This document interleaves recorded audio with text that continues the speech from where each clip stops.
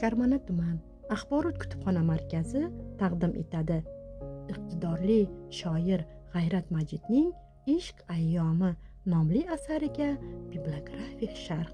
Asar 2025-yil Turon Zamin nashriyotida nashr etilgan bo'lib, 160 betdan iborat.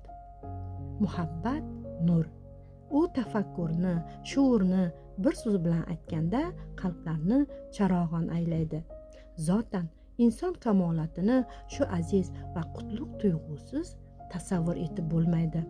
Shu bois bo'lsa kerak, qalam ahli uchun muhabbat hamisha mangu mavzudir. Ushbu kitobda shoir G'ayrat Majidning o'lmas va boqiy mavzu muhabbat haqidagi she'rlaridan namunalar o'rin olgan. Aziz kitobxon, marhamat, shoirning navbatdagi arg'umonidan bahramand bo'ling.